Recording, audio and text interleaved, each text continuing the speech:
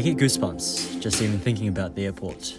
It's the place where new chapters start, new adventures begin, and a place that connects us to something. Now, there's this theory called the airport runway theory, and it says that runways aren't just for planes, they're also for people. It's a place where dreams start, new chapters begin, when people choose to leave behind comfort for the chance to grow. Because sometimes you have to leave everything you know to find everything you want. That first drive into a new destination, whether it's about witnessing the perils of towering corporate buildings or lush medieval towns, it's always a pivotal moment in time, I think.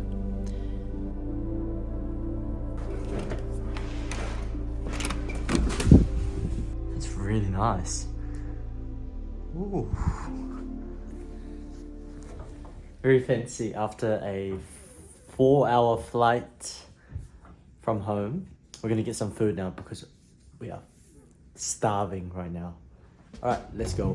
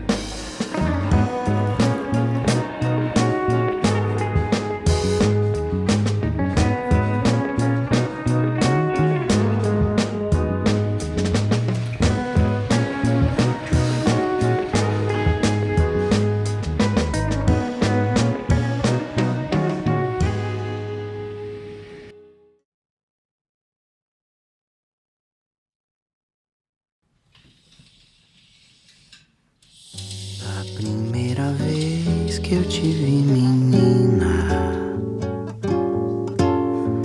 meu coração pulou pra boca. Da primeira vez que eu te vi, menina,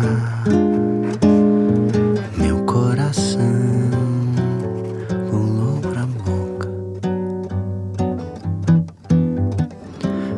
Corpo assim não se vê nem na revista, nem no TikTok ou no Instagram de artista. Corpo de mestiça, de tanta coisa boa. Te quero dar beijo na garoa. Da primeira vez que eu te vi, menina, meu coração pulou pra boca. Da primeira vez que eu te vi, menina, meu coração pulou pra boca. Corpão assim não se vê nem na revista, nem no TikTok ou no Instagram de artista. Corpo de mestiça, com olhos de leoa. Te quero dar beijo na garoa. Da primeira vez que eu te vi, menina, meu coração pulou pra boca. Da primeira vez que eu te vi, menina, meu coração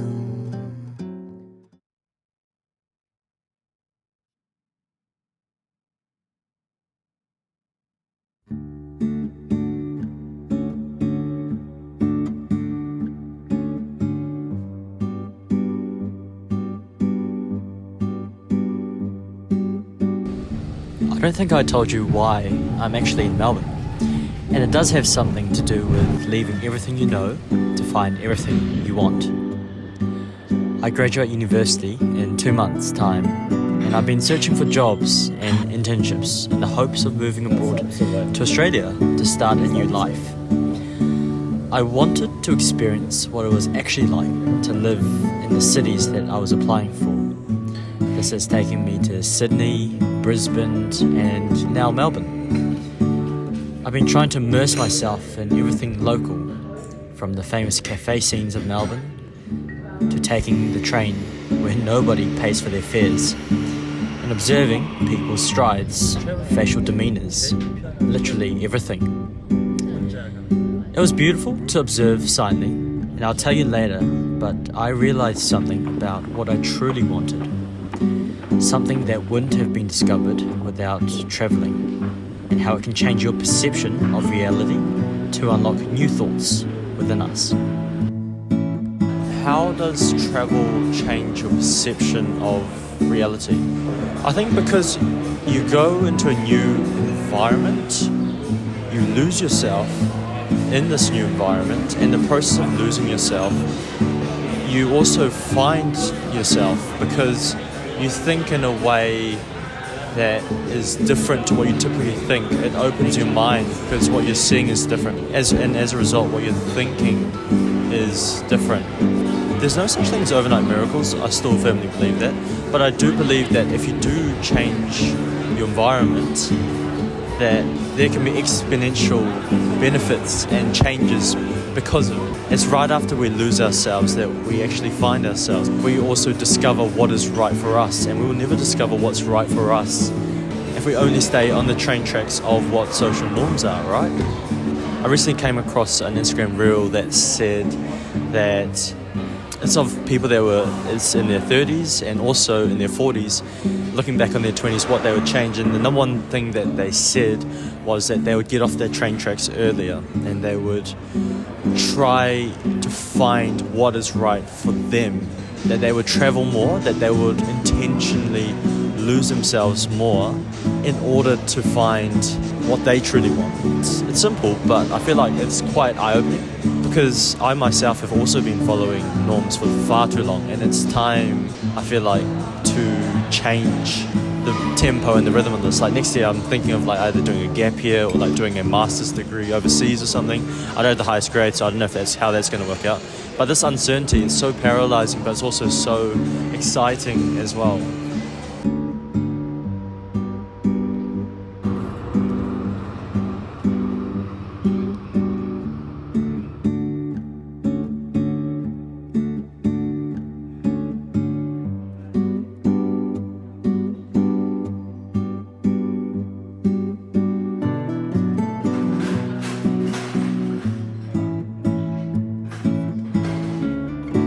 You may have noticed that I went on this trip with my mum. We talked a lot about everything about life. And if I could summarize everything that we talked about and the biggest thing that I took away from it and that I felt from it, if I could articulate it in one video, it would be this. When I was 30, if I thought about 50, I thought that is an awful long way away, and I don't really need to think about it. And then I blinked, and I'm 50. That's crazy. Time flies. But I never made it to law school, and I never got to see Paris in the spring, and I never got to stay over in Yellowstone because it was too crowded. Well, no, it's just that I put things off, and I kept putting them off. And I would say, oh, we'll do it next year. And then that next year would come and I'd say, oh, next year. And I don't want to do that anymore. So with a new dream of applying for a master's program in Europe, thanks to Melbourne, and the message from my mum to never put things off for later, I enter a new phase and I feel a new chapter of excitement and at last adventure. All thanks to the perspective this short trip abroad gave me about how I want to live my life.